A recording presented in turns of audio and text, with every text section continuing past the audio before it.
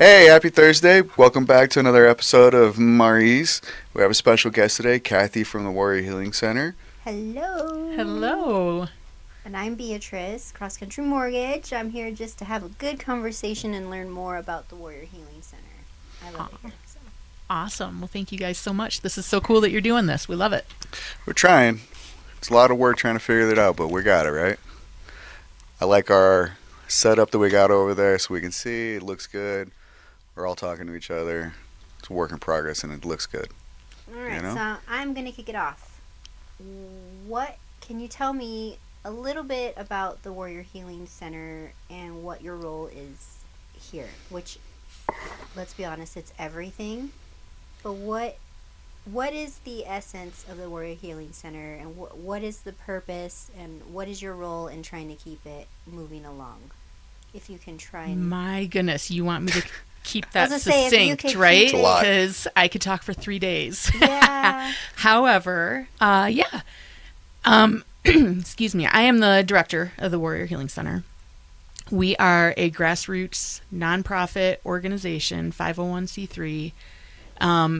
This has been an evolution for the last 7 years. We just, last month was 7-year anniversary of purchasing Congrats. the building, That's which awesome. is what the start was. Yep. 7 years, yeah. And it has just, everything has been an experiment. We did not go into this expecting what we've got today by any stretch of the imagination.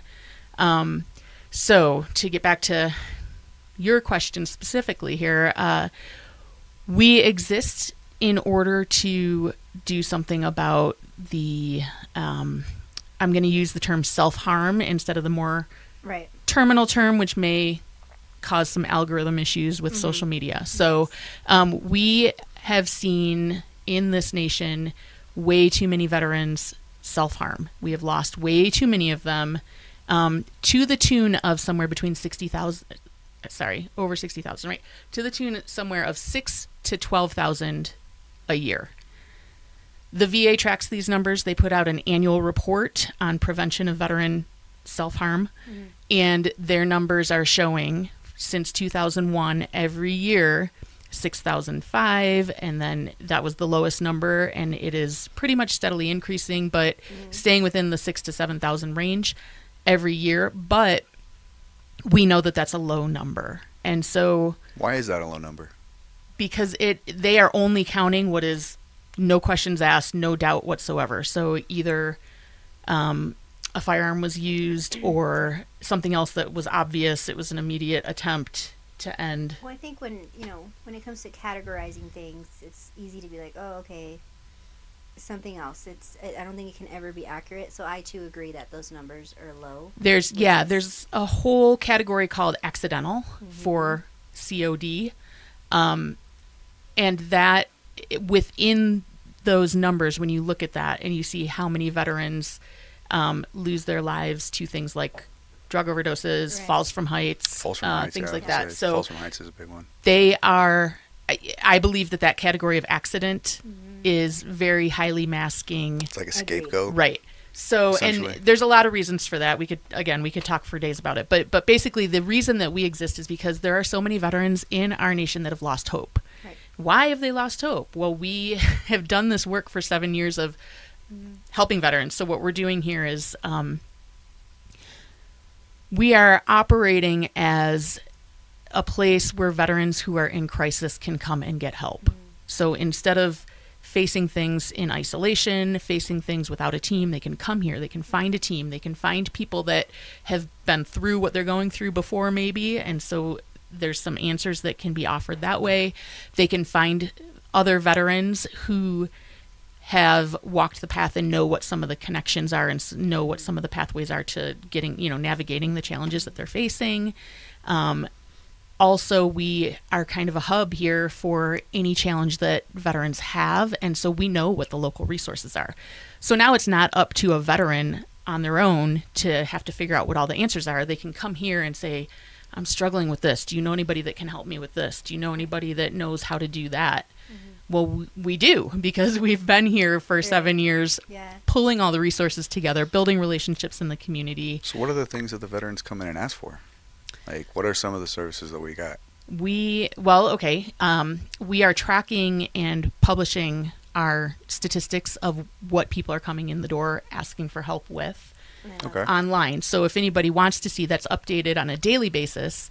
It's at www.warriorhealing.vet WHC stats. And that is great because you can see exactly what's going on with veterans in Cochise County who are facing different challenges. By far and away, the number one issue that they face is needing help with getting their benefits. So from the VA, disability claims. I get really frustrated with all this, communication. The VA puts out this report annually. Why are we having struggle with so many veterans self-harming?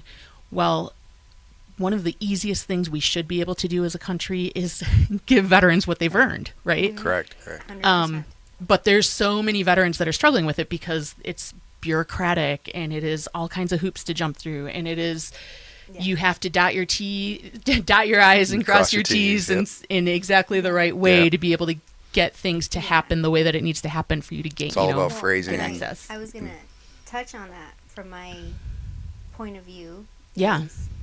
Everyone here is volunteer based, right? Versus some of the bigger places, we won't call them out by name, are paid staff, whether they're veteran staff, whatever it might be, they're getting paid. So as you guys know, when we are on the clock, we don't necessarily want to be there, but everybody who's here is choosing to be here, exactly, and choosing to want to help people because they've either been through the shit themselves or they were frustrated with some of the bigger institutions and they weren't given an answer. And so sometimes, unfortunately for the public who don't know about this place, is a last resort and they come here. But what I wish people would understand is if people are willingly wanting to support a place like this and wanting to be here and volunteer here, then you can bet your ass you're going to come here and you're going to get an answer probably quicker than going somewhere else where you're being told, hurry up and wait. I mean... Yeah, absolutely. I mean, that is one of the things that we work on really hard here is, as I said, nobody's getting paid to be here. We're 100% volunteer and grassroots, right?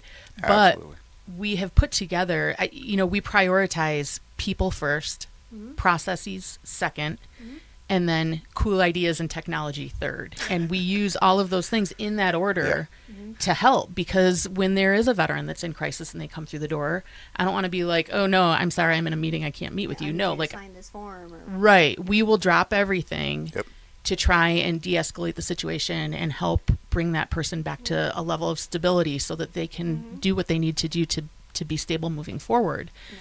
And we treat our volunteers the same way, right? We want all of our volunteers to be able to be here giving joyfully. And how do you do that? Well, if you're a mom and you've got a sick kid at home or challenges going on or, a sick pet or whatever, I want you to take care of that first, because I don't want you here trying to help somebody in crisis when you've got these other things on your mind. So we've done a really good job, I think, here of setting the framework up so that we can have volunteers come in. We're working right now to try and get kind of a more standardized training process for all of our volunteers, so everybody's marching to the same tune, working off the same sheet of music, understanding what the mission is, understanding what our priorities are, and how to execute the mission appropriately. So, question on the mission. What was the original mission, and how has it evolved since then? Like, because 7 years, I know the original, like, you took so many organizations and groups and kind of brought them in and had them combine forces. We've gotten past that. Now, where are we at? What's the next step? Yeah. Like, what's our next mission? This has totally been an evolution. Like I said, when we started, none of this was planned, right? It's just been a response. It's very reactive to what we're seeing is the need.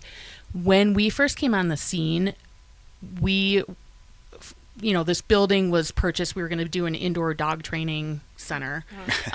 Tim actually purchased this building while we were dating, but we were kind of on the out, so I didn't even know...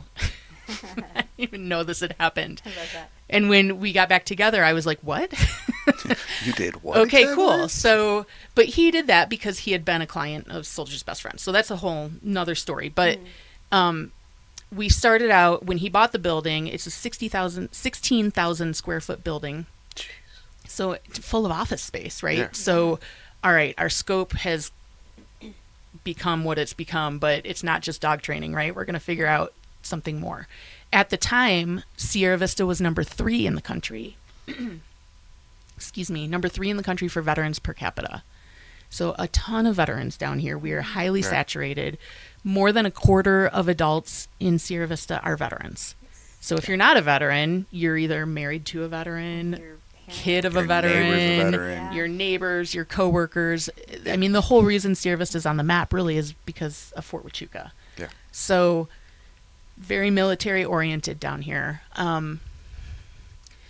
So there's a lot of veterans. There were also a lot of veteran groups, veteran clubs, veteran service organizations in town trying to help veterans, right? But the immediate thing that both Tim and I noticed is there's no command and control. These organizations are not doing a great job of collaborating, communicating, working together. I always saw it as like they kind of did like My Vet. Like they would grab someone once a vet came in and they wouldn't share. It was like, you're sticking with me. I'm going to be able to solve all your problems. Don't go talk to those other groups.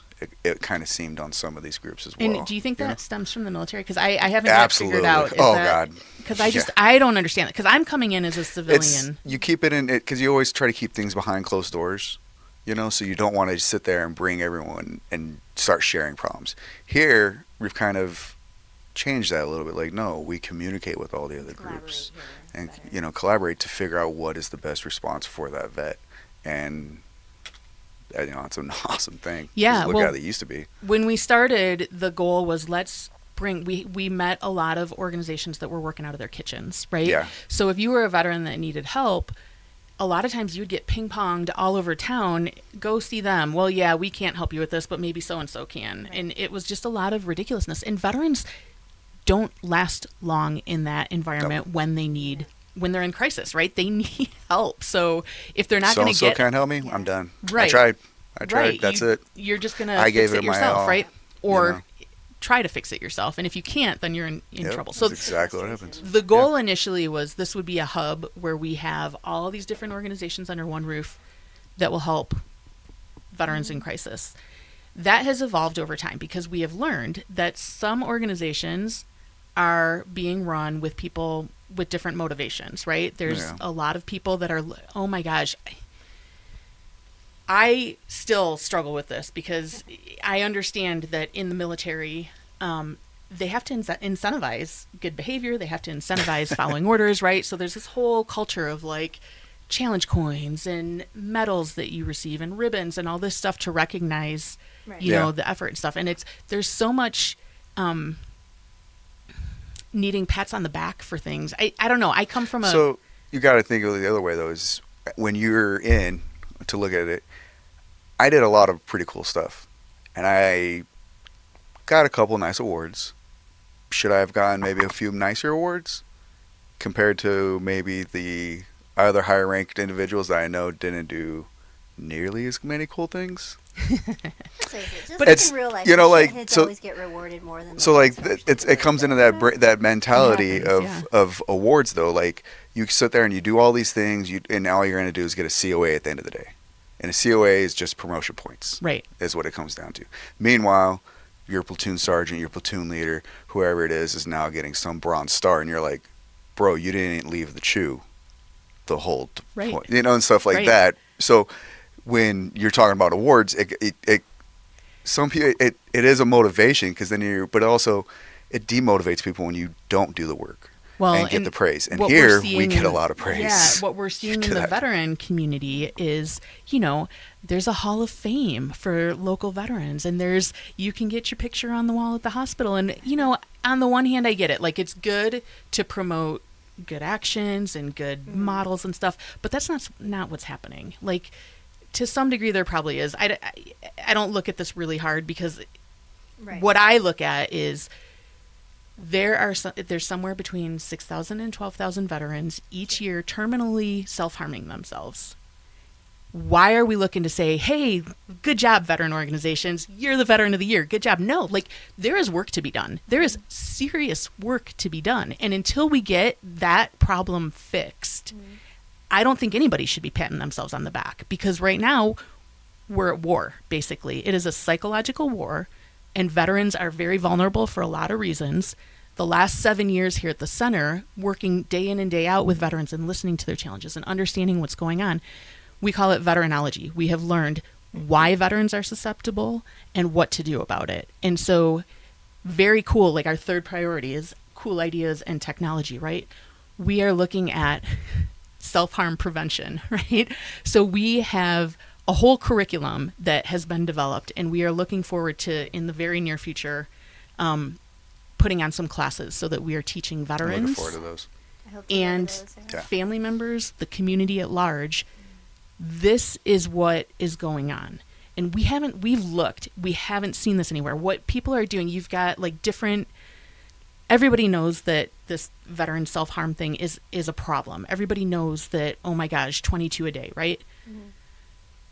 But they what are don't people doing understand, about it, right? right? They don't understand Yeah. what to do about it. And we Well- know what to do about it. The Well- answer is we need to treat veterans as individuals. We need to figure out how to help them through what's going on. We need to give them hope.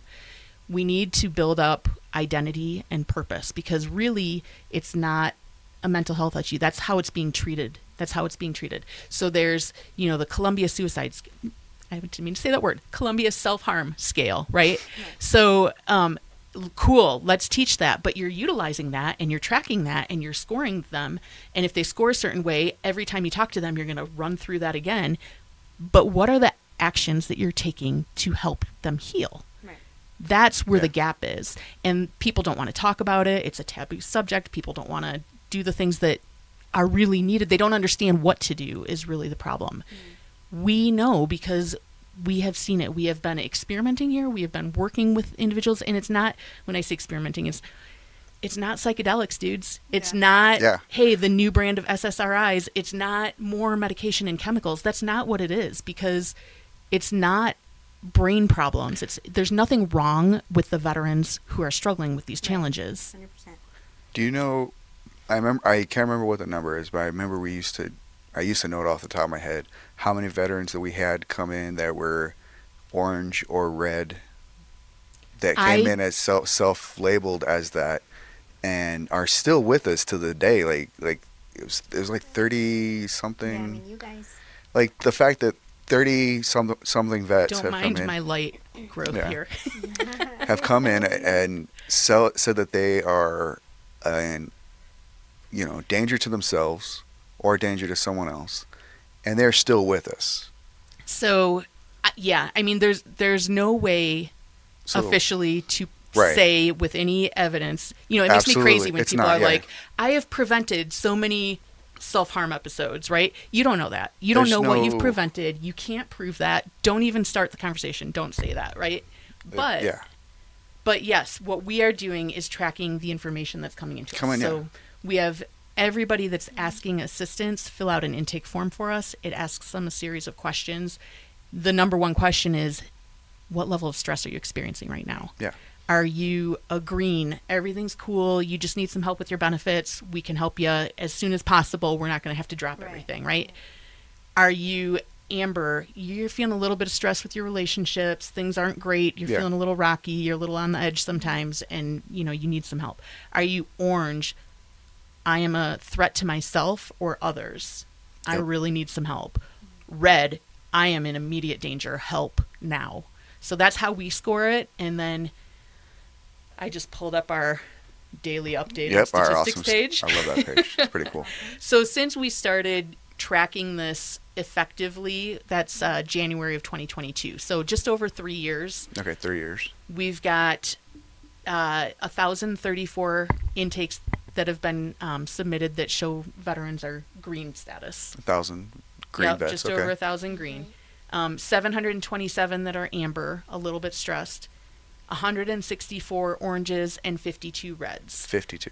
Yep, that's what we're looking at from those stats. Now, we started with our intake forms at the end of 2019, so There's Right. data that is not, captured here, but it's a total of 1,977 intake forms that we're tracking here.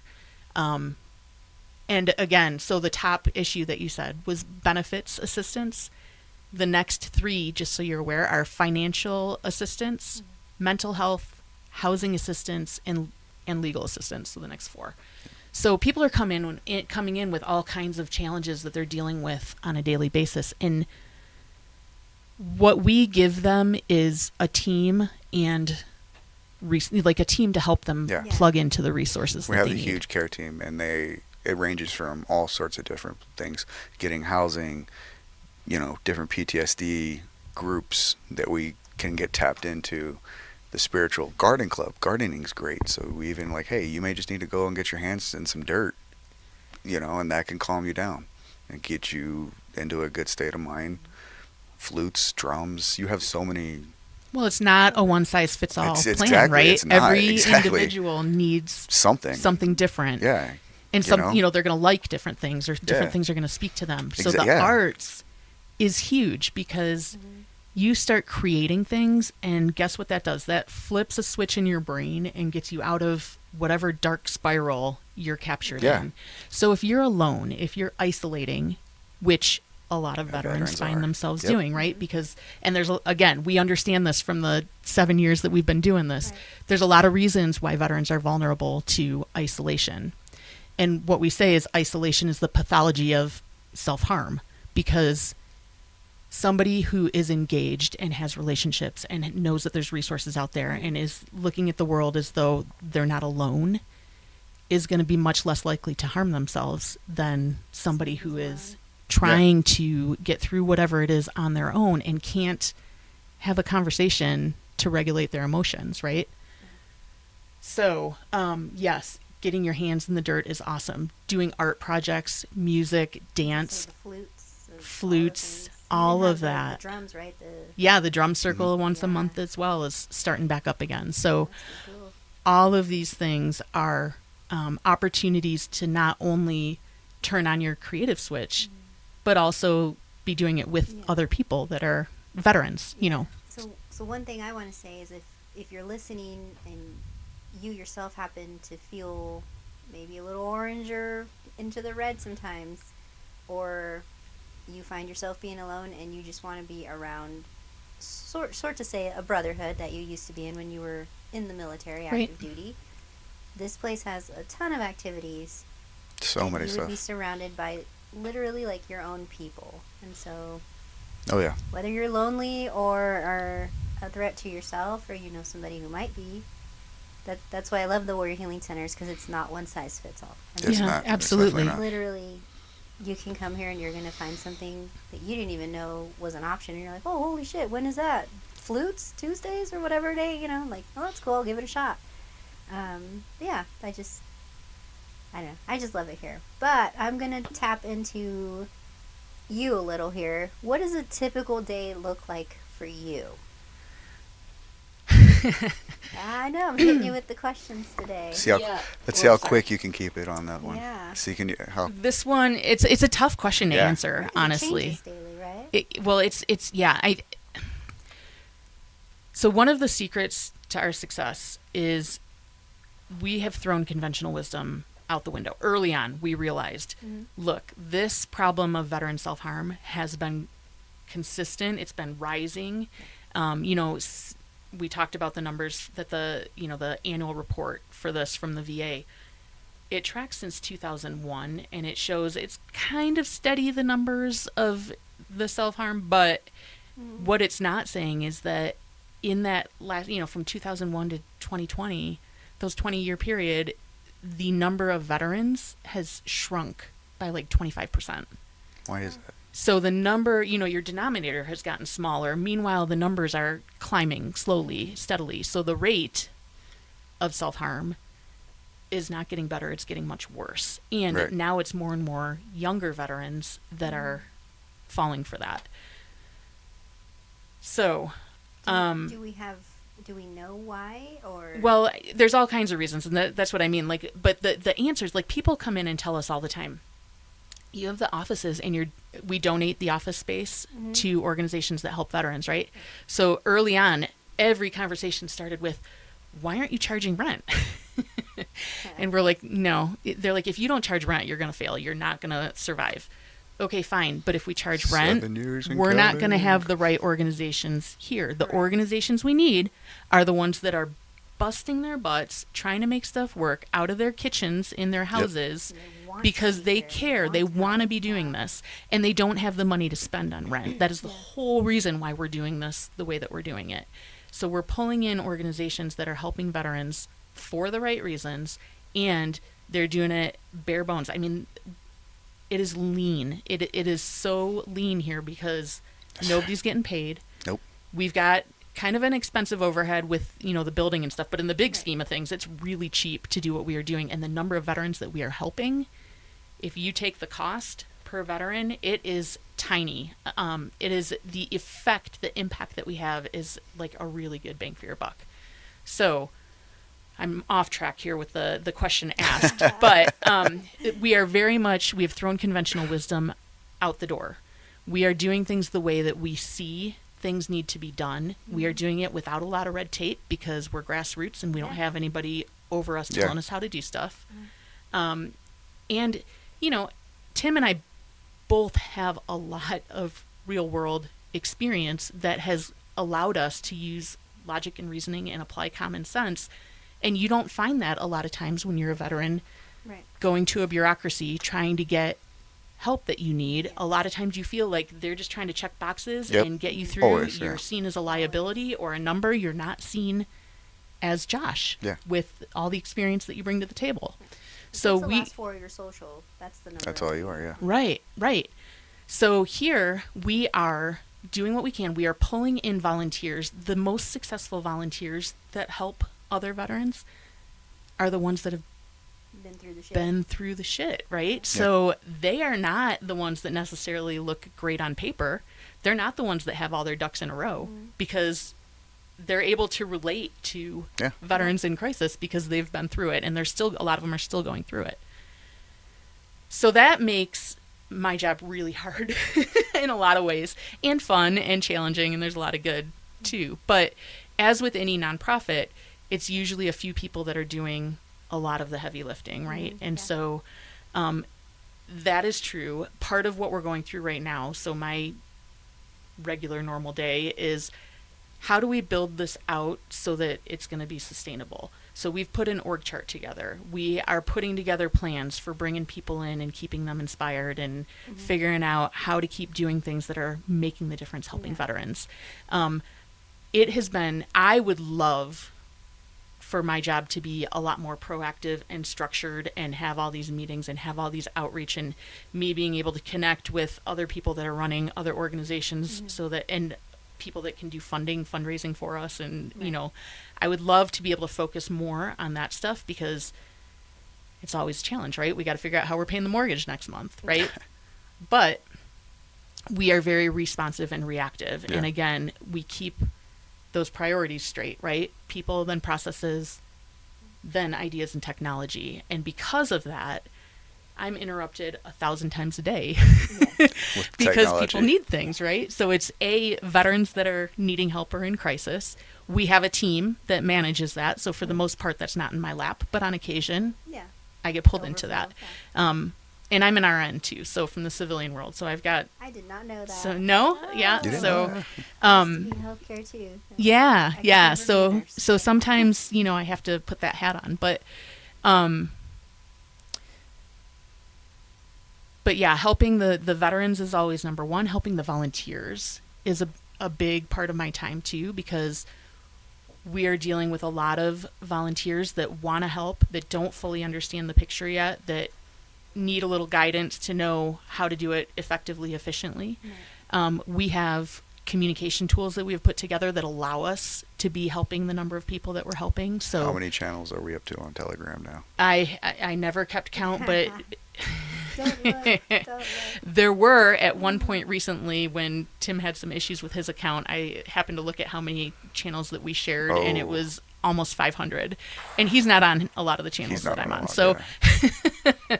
so I have a lot of channels, but it's channels of communication that we've got. So we've got a good communication plan for keeping volunteers informed of what's needed where and when we're meeting and what's going on. We also have a database that allows us to track what's going on with each veteran that needs help, what their intake looks like. So so I did nursing at the bedside for several years and learned how to take care of people, how to help people heal. And once I wanted to move on from that, I jumped over to IT, and my job was helping hospitals create electronic medical record systems. So one of the first things I recognized immediately when we were doing this is, how do we keep all this information managed and at our fingertips, right? Yeah. Because a filing cabinet in somebody's office with veteran John X's intake in it is not going to be helpful when John comes in and I'm out of the office, right?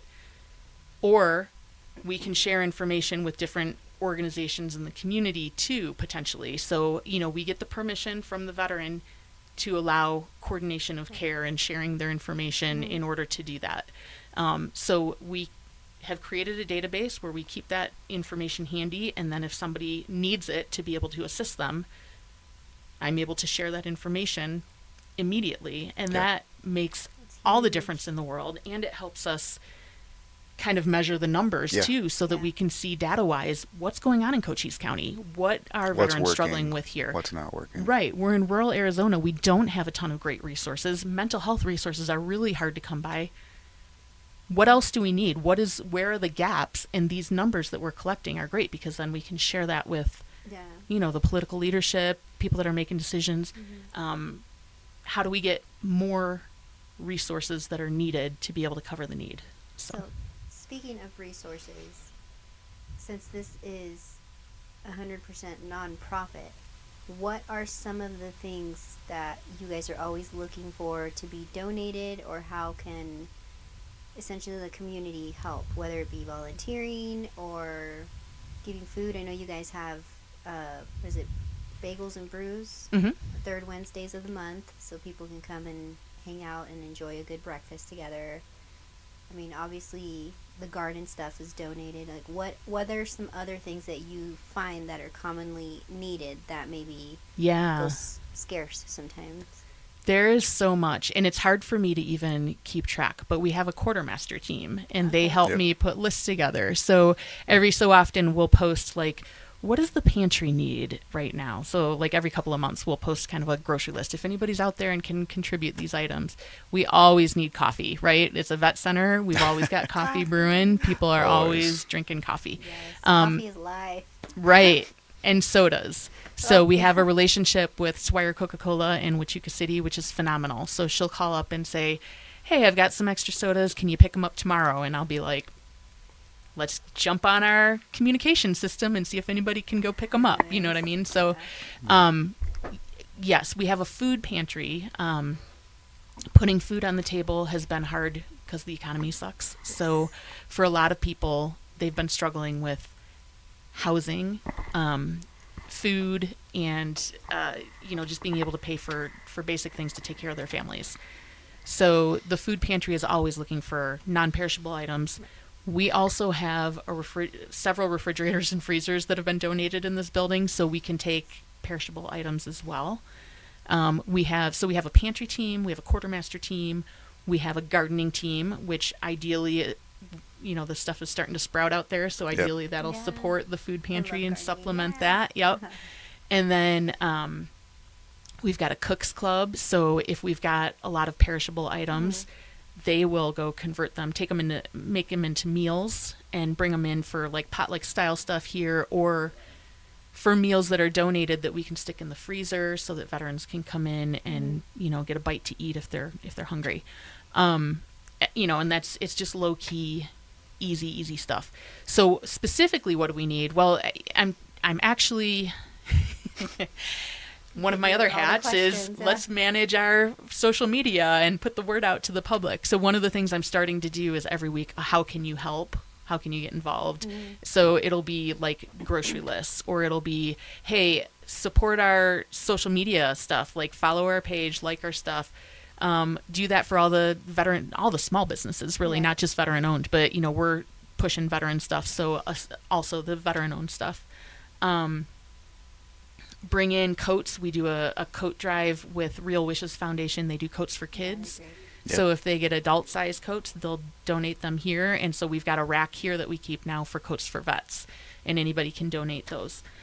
Blankets, quilts, baskets. We put food baskets together regularly for veterans who are sick or have, recently had a loss in the family or something like that. So there's, we try to stay away from clothes. We try to stay away from household items because it gets a little bit People much. come drop off their broken lamps and stuff. Yeah, Right. it gets a little bit much. It takes a lot, and we don't have this. I mean, this 16,000 square foot building. I wish we had a second level because it's just not enough space for everything that we're doing. But also, we're trying to not duplicate efforts that other people are doing well already. So, we utilize Sahara, the thrift shop in Wichita City. It's run by Rick and Dredia, and they're phenomenal. Like, if we have a veteran that is having tough times and needs something, they will hook them up with no problem. St. Vincent and the organizations in town will also help with some of those things too. So we try to stay away from, some of the clothing and stuff. Like, that's just more than we would ever want to manage. But at the same time, we also have a fundraising effort every month that's a yard sale. Mm-hmm. So if you are spring cleaning and you want to drop some stuff off, we'll put you in touch with Buddy, because he might be able to sell that at the yard sale to raise funding to help keep this place going. Yeah. So I love how connected you are. Anytime I ask you a question, you're like, we have a group for that. Or, there's a group for it. We don't necessarily take clothes ourselves, but we have thrift shops or other places, not even just in Sierra Vista. You mentioned Wichita City and not Safford. Anyways, another place not here in Sierra Vista.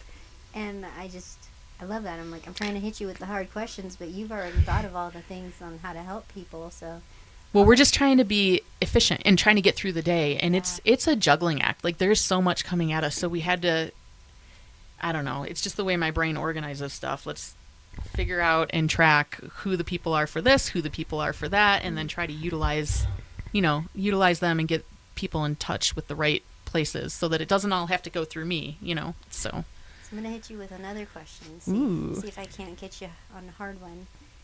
Can you share a moment that has really stuck with you to this day over the last 7 years that maybe has helped you shape your opinions on how to handle something, or something that you just reference back to and it helps maybe to drive you on a certain direction? Like, what is something that has made an impression on you and has really stuck with you?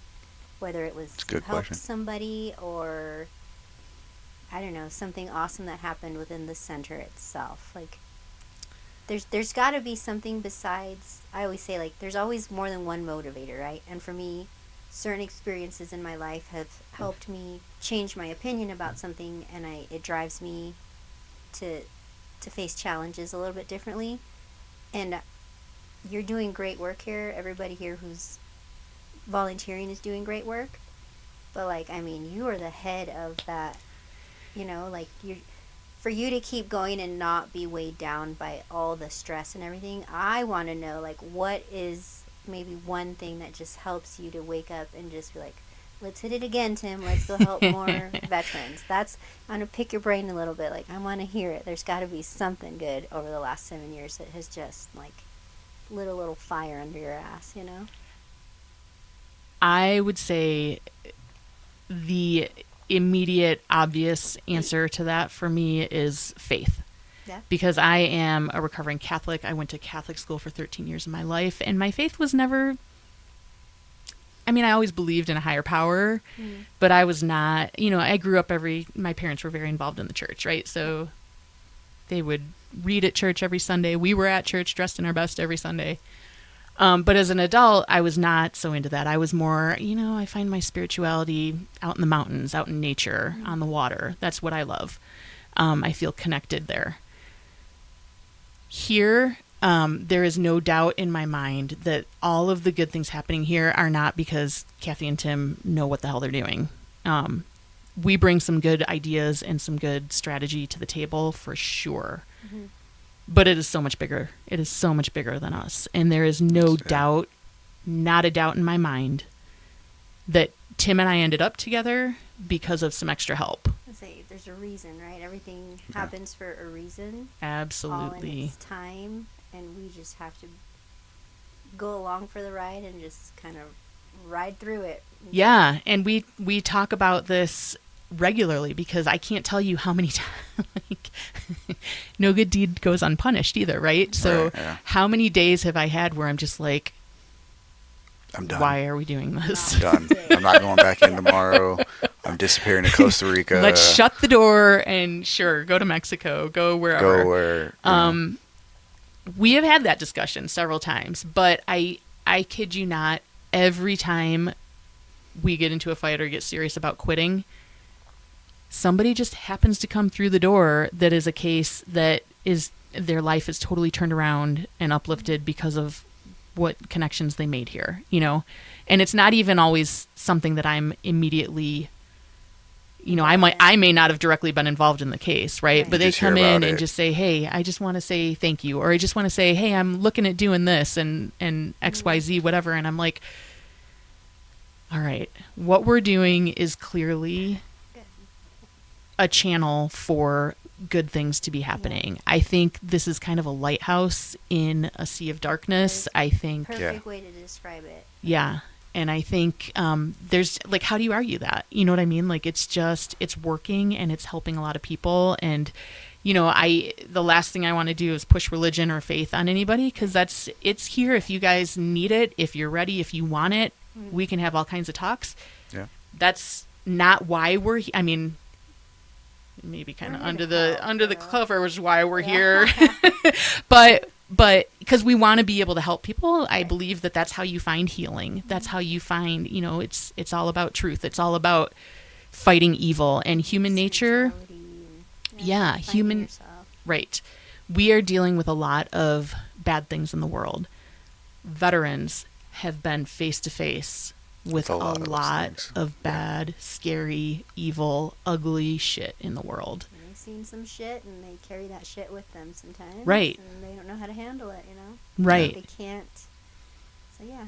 Absolutely. I love that you described it as a lighthouse, because I'm like, that's actually a great way to describe it. Within little old Sierra Vista, who's highly saturated with veterans or people who are associated with veterans, like,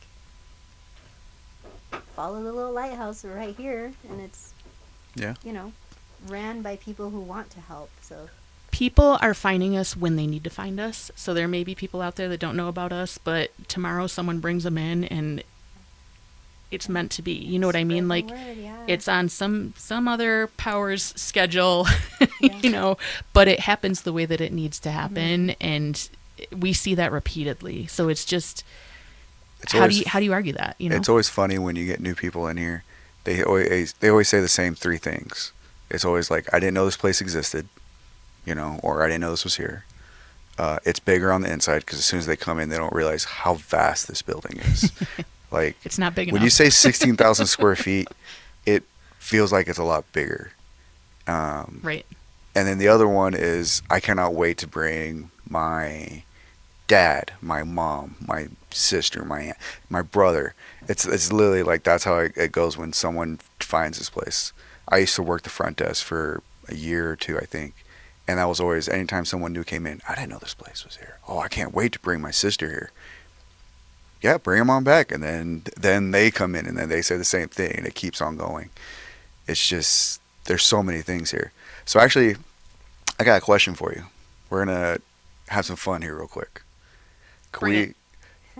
Can we get a timer going by chance? Uh-oh. Can you set? Now I'm feeling pressure.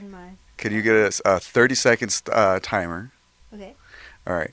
When we say go, I want you to name as many organizations as you can. Oh my God. That are in the center. 45 seconds? No, we're going to do 30. Okay, 30. All right. All right. So okay, let me as many organizations or groups. Before I thought I hit listing. her with the hard stuff, but you just gotta have some fun. Well, I want to, because this place has definitely evolved over the years, right? Right. So prior to COVID, our goal was let's fill all the offices with different Yep. organizations.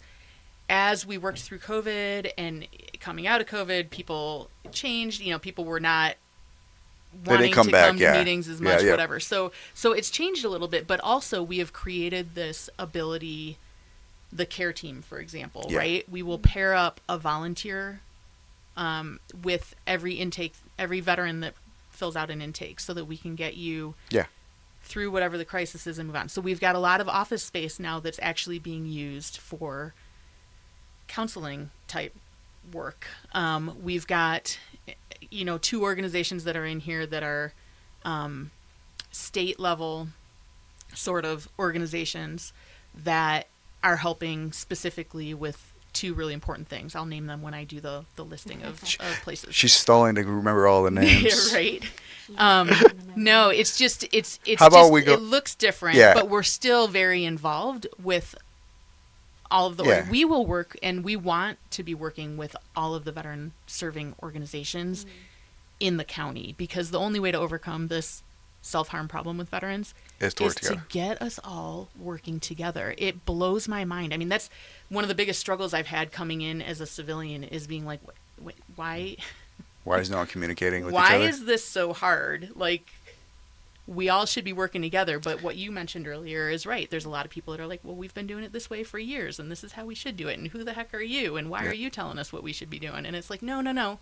It's not that we're telling you what to do. It's that we're trying to simplify, to get rid of redundancy, rid of duplication, and get us working together so that we're all able to do stuff You just want to effectively. communicate so you can collaborate towards the common You- goal, which is helping with the problem. Right, You know, right, Like- absolutely. Communication is the key, but I can't tell you how many times that we'd be deployed and, we couldn't talk to the truck that was right outside, or the fob that was right down the street, or right there, but yet all these other units are like, oh, we can, like, communication, it fails. But it fails. it shouldn't in It today's shouldn't. day and age here in Cochise It County, shouldn't. with the tools that we've created and the processes that we've got here. What we should all be doing is working together.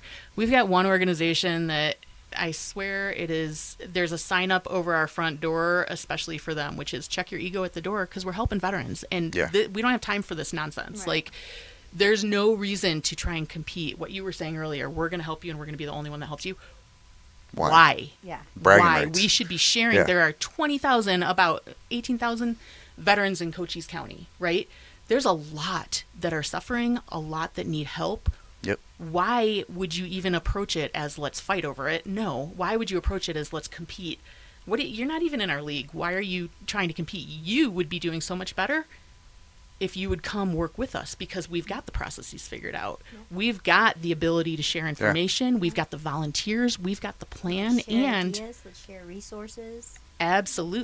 brain power. I mean, Absolutely. So that is kind of the focus that I've got and what I want to do.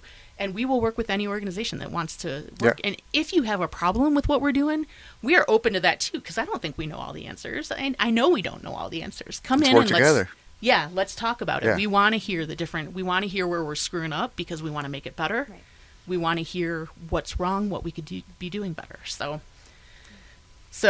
yeah, I don't So know. back to my question. I'm gonna start this thing. So, okay, how about instead of, because, we have changed from just a lot of organizations in here to now not as many organizations, but a lot more groups. There's a Like lot. more groups. So, how about we can just combine the two? Organizations that hang the hat here and some of our groups that help vets. Absolutely. So, i.e. example, Do you Garden guys- Club would count as one. Those groups Roger kind of that. count. Those into 2 categories? No, No, let's we'll just just- put them together. Just All throw them all. All right, 30-second timer. All right. Okay, ready? Here we go. Sure. Hit it. All right. Well, we're going to start with Soldier's Best Friend and Hero Paws, of course, because that's the reason that we're here. Keep going. I know. I got to go fast. 30. We've got Primavera that helps with housing. We've got Arizona at Work that helps with employment. We've got a food pantry team. We've got the gardening club. We've got the Flutes for Vets. We've got the drum circle. We've got healing with art. We've got the Marine Corps League. We've got There we go. AMVETS. We've got Vietnam Veterans of America. We've got Time already? Air Force Association, sorry. And Velovets. Oh my, I'm going to get in trouble because I'm not naming people. 30 seconds again. You can't keep me at That's what I wanted to see, like how quick. You got to get quick. You kept going, and I'm they not do this. familiar with all of them, but I think you have like a women's PTSD. There's a women's PTSD. specific heart to heart, yep. Mm-hmm. And there's 2 other PTSD support groups. Those are not run by clinicians at all. That's just support with instruction to them. You know, if you're ever feeling like your people are getting more anxious or frustrated or you're opening wounds in that, we don't want to be sending people out from those meetings more upset than what they were when they came in. Yeah. So there's a course of action for them to take if that were to evolve. But in the last 7 years, that still has not happened. Yeah. So Who else did you miss? I'm sure there's a bunch. So Heroes Healing Heroes does outdoor hunting stuff, and fishing and stuff. CVMA, Our- Combat Veterans Motorcycle Association. Wonderful producer in the back. I said just VBA. I did that one. I did catch Hey, them. Tim. I'm trying to think of who were in all the different offices, but while we do have a lot of offices, we definitely many. don't have enough, right? Yeah. We recently lost combat wounded veterans cruise. So combat, is that what they changed to? It used to be Purple Heart It used Cruise. to be the Purple Heart Cruise. There's an issue They with the changed name. the They changed legality the name, of Combat Purple Wounded Heart. Cruise. But now they have the people that have been running that for the last, 8 years, are stepping aside, and they've handed it off to somebody that's running it out of Texas now. So We're not sure where it's at. they will free up that office for us, which is good because we're You need needing more space. office space Yeah. right now. Yeah. We have a spirituality team. We have a chapel. Library. We have the library. We have a librarian. Yep. Gosh, I We have don't a know. computer office with Linux and a Linux club. Yep, we have the a live- fundraising team, Yep. a marketing team that's coming together now. We have the live stream studio across the way. We actually have this studio as well, the podcast studio. Yeah, I can't So believe any I forgot vets can Club. come. Sorry. Yeah, Team Rubicon. Yep, definitely. Red, White, and Blue, they continue to meet over at the library. They're welcome to come here if they'd like. I think there's a lot of potential and good opportunity for us to be working together. If they want to do that, they're Yeah. welcome. We would love to have them. Did we say Vietnam vets? Mhm. Bill? Did we? I 3 can't remember. times Okay. Yeah. So I want to make sure we give a good shout out to Bill over there. I was like, wait a minute. Yep. We even have a recruiter in here, right? Yeah, the National Guard. Yeah, Yep. National Guard recruiter. Yep, they use office space in here too. We have legal, We have a legal team, yeah. that offer Warrior assistance Education and and help. Assistance education, Program. WEAP. Yes, yes. Yep, they have an office in here. And I've used them a couple times just for advice, and like never like full on legal services. Just like, hey, let me run something by you, and they are amazing. We have I a love our survivors legals. assistance Yep, team. they do Yep. all those Well, things. that's They'll the take. same husband and wife, right, that put on classes. But there's Joe and Lori have done classes for us in the past.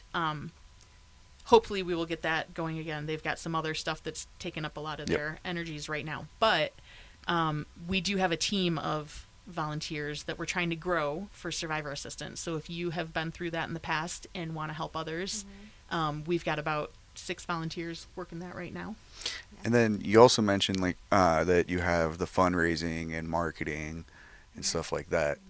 So you have not just all these other clubs that help vets like deal with their problems, but you also have clubs that help the center itself like grow.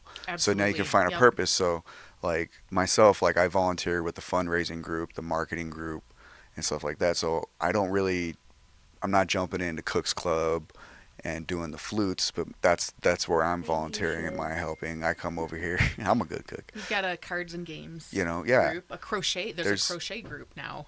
Tai Chi. Yeah, Tai Tai Chi and Chi, Qigong. How do we Qigong. forget that? Yeah. Reiki. There's just so many different things here that, like we've keep repeating, it's not a one size fits all thing here. It's you And find something here. We're willing to test all yeah. kinds of things too. I So if you started have off an front idea- desk. Yeah. Yeah. I started off in the front desk for a couple years, and then from there, I kind of took a step back when we had the kids because it was hard to be here every day or on my days. And then I've now started helping doing events, so the parades, the trunk or treats, stand up for freedom, like there's always something here for someone. You just start volunteering and we'll find something for you here. We'll find your place. Wherever that may be, we will find a spot for you. Absolutely. You know? And I think that is huge for a lot of the veterans who gives me are purpose. trying to heal too, right? Yeah, They it find gives their me- mission and yeah, their purpose through yeah. helping others. Like So, a lot of those other groups, they're awesome, but they just never spoke to me because I'm like, I got my business side, so like this kind of matches up with some of my other ideas. It works together, and it gives me out here doing things, gives me purpose. I'm throwing on my Warrior Healing shirt, getting people in here to talk with people and stuff like that. It's awesome. Like it gives me purpose here Absolutely. to spread the word on the center and get out there, and we that's have how I DAV do it. here You know, too, I didn't mention. And they have an office that they use to help folks with Yeah. benefits. So that's a total win-win because we schedule appointments for veterans to be able to sit and get their benefits looked at, as opposed to if they go to the DAV office, they're going to do it on a walk-in basis and not get to pick who they see and all that kind of stuff. So yeah, it's a win-win because it totally helps I've them sent- drive their numbers too. I've sent a lot of veterans here, Yeah. friends as well, and actual clients here that have came here, got their benefits, and then eventually got their benefits increased to 100%, and then went on to buy a house with me. Like imagine that. Like in a 2-year period, you went from having 0 benefits to getting 100% disabled, and then buying a house. Just because they just came over here to the center. That's amazing. That's Like awesome. in a 2-year period, went from an apartment to a huge house, dream home. It turns lives around, Like- right? Like it's Imagine that. Like Yeah. that's small portion of what we do here. So small. So Like just my tidbit I wanted to add to all of the things that you guys just named, because I'm not familiar with all of them yet. I mean, I'm still learning this. There's so many I here. love it here. I just don't have time to be here as much as I want. But it's similar to like when we got married and I got to meet all of his buddies, battle buddies, the different companies, different, whatever it might be, different wives. They all had different backgrounds. They all called soda different, pop, or whatever it might be.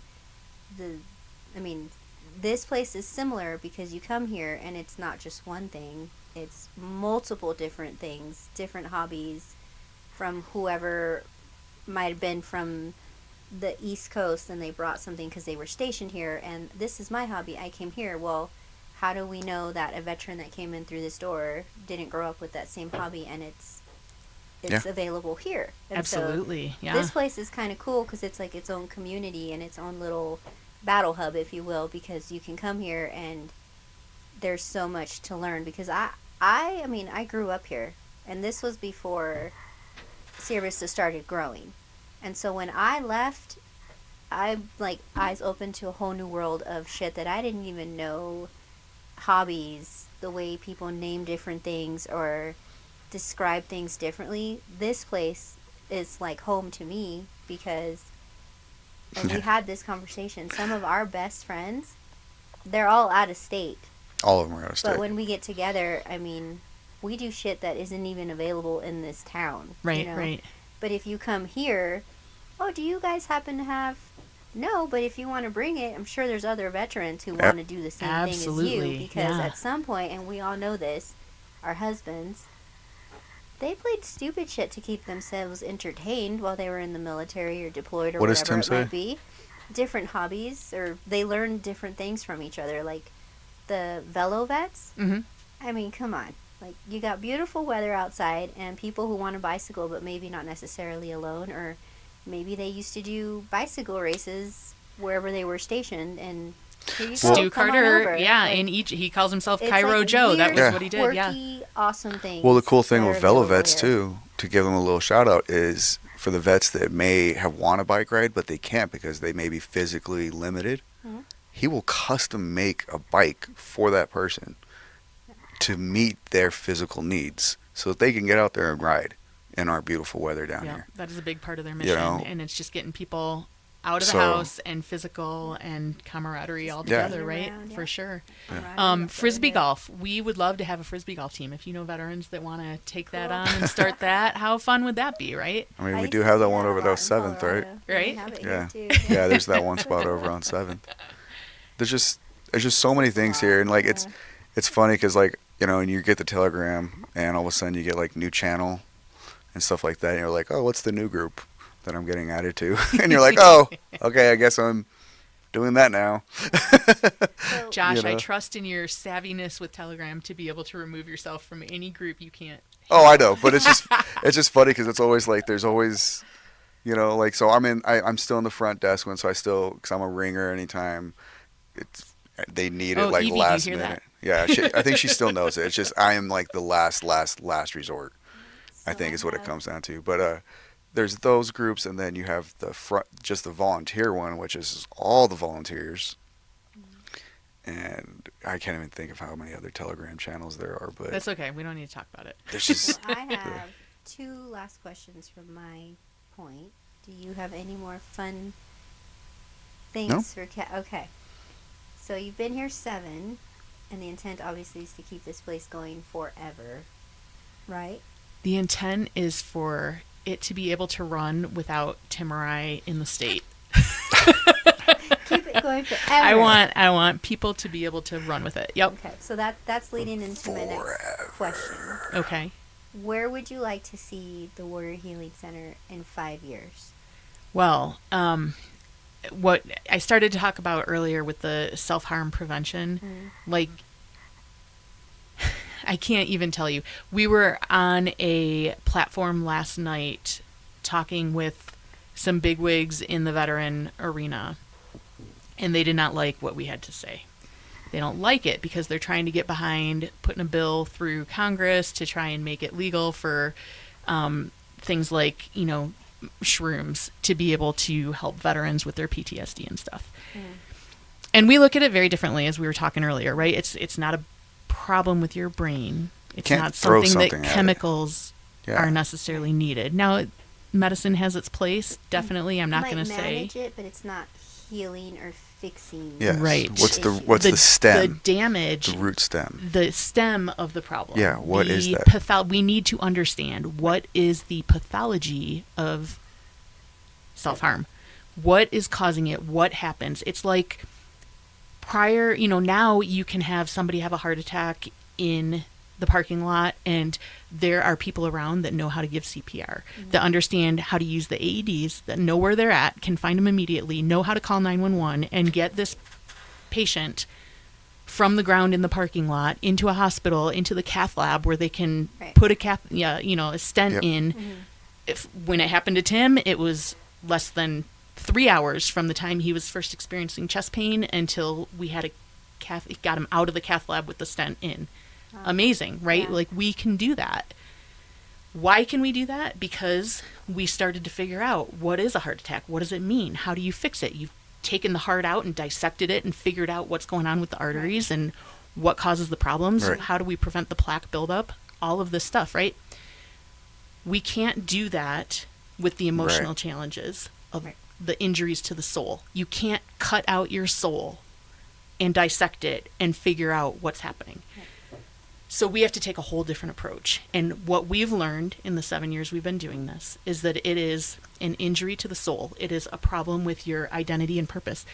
As a military active service person, your identity and your purpose is bulletproof when you are active duty. Oh, yeah. Right? Right. Oh, we got back. We were invincible. Like we all were. You don't have to think about No. what you're going to wear, what you're going to eat. You know what your mission is from day to day. You know what your task is. Yep. You are full of purpose, and you are going Nothing's- strong, yep. and you're doing it with your buddies, with the people that get it, that are there living and breathing it with you. Yep. Shit with you, yeah. Your best friends, your brothers, When your you sisters. separate Yep. from the military, It's all gone. that implodes for a lot of people, because you lose that whole part of yourself that is your mission, your purpose, your identity, right? That's all they've known in some cases A lot straight out of people, high school. yeah, absolutely. You There's know? a lot of people that go into everybody that goes into the military goes in for a lot of different reasons, Yeah. right? So some are coming from broken homes, some are coming from difficult whatever. There's a whole subset of veterans that we deal with that I'm like, we need an adulting 101 class at Cochise Oh, College, yes, like a whole track. 100%, yeah. Like, because one of the things that people need help with, you saw, I think our number 2 after benefits was financial assistance. Yeah. How do you create a budget so that we make sure that you've got more money coming in than you're spending so that you can pay your bills? Yeah. There's a lot of veterans that are struggling Well, with you that. join, like I joined right out 18. By the time I got out, I was a young man, but I went from high school to then getting told what to do, and I didn't have to think. Again, like you said, I was just be here, wear this, eat this, be here, be where there. That's all it was. Right. And then I got out, and I'm like, oh wait, I have to feed myself.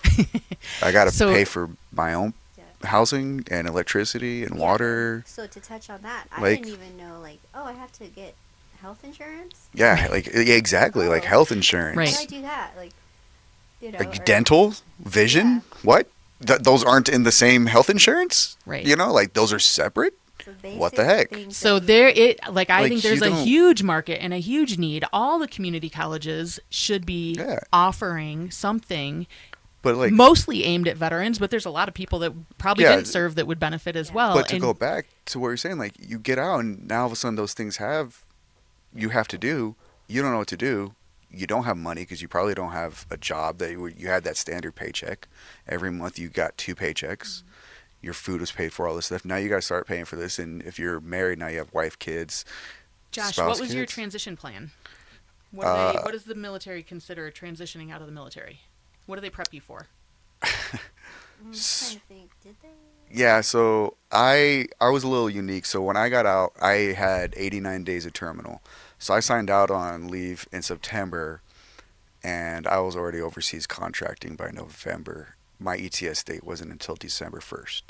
So they considered that you had transitioned because you had a job, basically, right? You Uh, were set to go. I don't even think it was that. They just we went through a couple classes. Yeah, it's you went But through they- some classes, you signed some, learn how to write a resume, go here to these job fairs, which I went to a job fair, thought I had landed the coolest job to do space UAVs. Like literally, space UAVs. How cool would that have been? Go from flying a little UAV to flying some space UAVs. I don't know if that's a satellite, but they said space UAVs, Well, And I found out this is why the class is important. They said, yeah, we'll give you a call back. We'll give you a call back. Week goes by, no call. 2 weeks go by, no call. B looks at me, she's like, did you put your contact information on your resume? I'm like, yeah, of course I did it. I put it on the top. The printer cut off the top. Had no contact information. No name, nothing, just resume. So like stuff like that, like obviously that ACAP class failed me that day. but the problem know? really is, I mean, and that's That's what they teach. that's an outlier potentially, right? Yeah. But the challenge is That's all they they cover. indoctrinate the heck out of you to get you in as part of Yep. the green machine, right? But then when you leave, they give you, I don't know, a 76 slide presentation that talks about all these different things when you leave. I had a conversation with somebody from the TAP program here on Post and was like, so what do you guys cover veteran suicide? Because, when I was working as a nurse in Phoenix, one of my coworkers was a CNA and he had served several tours in Iraq, and he has experienced the loss of several battle buddies after they've come back here, right? So in the last 5 years, he's lost like 4 of them. What the heck? Like, do they prepare you for that? Because ideally, you need to start thinking that when you're in active Yeah. duty. How do you recognize? Because they have this problem with active duty folks too, right? There's a lot of people that are losing hope. How do we address that? How do we fix that? How do we get people trained with basic aid training, with CPR for the soul? How do we get them to recognize first, what is the problem? When is somebody in crisis? What do you do immediately when you see somebody in crisis? And then more, what the Warrior Healing Center is all about is how do we prevent them from ever getting to that level of crisis? Right. If we give veterans the benefits they've earned, and if we as a community, because community is so important, if we as a community know who our veterans are and know what their struggles are, which we That's are what the intakes are for. posting Yep. online daily now Daily, so that yep. everybody can see what are the struggles that a Transparency. quarter of our adult population perhaps is dealing with. Then we can start addressing those needs before they lose hope, before they are feeling like they need to isolate and take extreme measures. Let's build community. Let's build relationships. Let's provide the resources that are needed. That is what is going to change the game. That is what is so important. And so I don't care about the different organizations that are doing the things that they've done the same way for the last 20, 30, 40 years. Great. Come talk to us and we will figure out how we can help you adjust to encompass this and embrace this. It's not just be the one. It's not call your buddy when they're in crisis and be the one that saves them because they have, something pointed at their head right now. No, the answer is be a community. Let's figure out how to help each other along the way. Let's raise the tide because we will all do better. It lifts rising tide lifts all boats, right? Let's help veteran-owned businesses, but also ideally all businesses in town. Let's figure out how do we do things better in Cochise County so that we're all on the win-win atmosphere. So Warrior Healing Center in 5 years, I'm hoping that what we are developing right now is shared across the country. I look at it, I'm a type 1 diabetic, and Banting and Best discovered insulin. And they sold the, excuse me, too much coffee. They sold the patent for insulin for $1 because they saw a lot of people in need. They were dying, right? Insulin is the only way to manage the blood sugars of somebody whose pancreas does not create insulin, right? It's not about the money. It's not about the notoriety. I don't give a crap who is helping a veteran. We just need to make sure that the veteran is getting the help that they need. Yeah. And that we have the resources available that they need. Mm-hmm. So what we are putting together as this curriculum, I think, by far and away is unique. It is different. It is pissing off people that don't want to hear it and deal with it. It is not the big pharma answer. Right. It is not the clinician answer. It is not, let's load them up with SSRIs and therapy sessions because that'll keep us in business for decades to come. It is no, let's build up your identity and your purpose, get you doing things that connect you to the community and make you whole. Yep. You are always going to be the person that went through whatever traumatic event you went through. Absolutely. And what we need to do is work as a community with you so that you can manage that. That becomes part of you. That becomes who you are moving forward. Mm-hmm.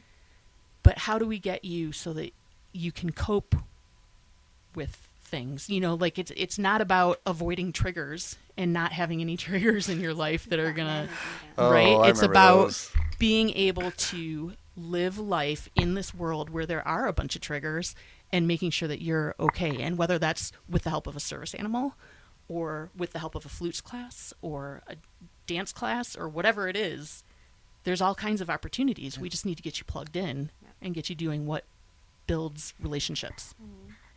Does that beautifully said? I love that. The only other way I can think to end this is how can our community or even communities outside of here help to donate to the Warrior Healing Center so that the Warrior Healing Center can keep helping soldiers, veterans, active duty, whatever it might be. What is some of the easiest ways, whether it be donate taxes or funds or food or give a call and say, hey, there's this organization out of so-and-so, but they're willing to help. What are some of the best and easiest ways to keep this place moving forward and in the right direction? All of the above that you just mentioned. But the number one easy is become a guardian for us. That's $22 a month to end 22 a day is the campaign that we're running. There is a website, www.toend22.com. And if you go there, you can put in, your information so that you set up a monthly automatic $22 donation or however much you can give. It doesn't have to be $22. It can be less. Ideally, it would be more. That would be great. But the goal is that we are community owned. We are grassroots. We don't want to expand. I don't want to franchise out. I think our country would be doing a lot better if we had a bunch of places Warrior like Healing Warrior Healing Center. Center throughout the nation. But I'm not about to tell veterans in Texas what they need to be better. No. You know, No, I'm not that's- going to tell you in Baltimore, hey, this is what we see here in Sierra Vista, so Yeah. this will work for you. No, you need to figure Place that is out, different, yep. right? Yeah. I want us to prove the concept here in Sierra Vista, where currently I think we're number 5 in the nation for veterans per capita. If we can prove it here, ideally it can be replicated, and different communities can take responsibility for their own veterans. And so that is the goal. So we want to be community owned, and the 22 to End 22 campaign sets us up to be able to do that. So if you can contribute $22 a month, which is about, the cost of a cup of coffee at Dutch Brothers a week, maybe buy a cup of coffee a week for a veteran, right? That will help us tremendously, because that gives us the ability to keep the lights on and the doors open, pay the overhead that we've got each month for the building, but also to help with direct veteran support issues when we've got veterans that their roof is leaking at their house and they've got kids and it's monsoon season and they can't cover the Yeah. cost. How do we fix that? Or my car broke down and I can't get to work and I can't pay to fix the car, or whatever the issue happens to be. It gives us some flexibility so that we can work within the team to figure out, okay, how do we do this as a win-win for the veteran, for the organization? How do we keep people surviving and thriving in our community? And that's what we want to do. 22 to End 22. That's the easiest way. Yeah. But also, any other donations. The food pantry is always needing stuff. The gardening club is always needing stuff. The dog training area, if you happen to be a carpenter that wants to turn that back skiff room into what looks like the inside of an airplane, that would be so cool. That would be so cool. We can always do cool projects. We want to build a deck out back. And speaking of that, yeah. like all the projects that happen here are all like donated Absolutely. and volunteer. Like Yep. this podcast room, all the technology here that we have has been donated. The pond in the back, donated. The fencing that goes around the center to make it more private, that was done by the Boy Scouts, donated. Like everything here, the library, all the books, all the computer, everything is donated. Everything that comes into the center gets used.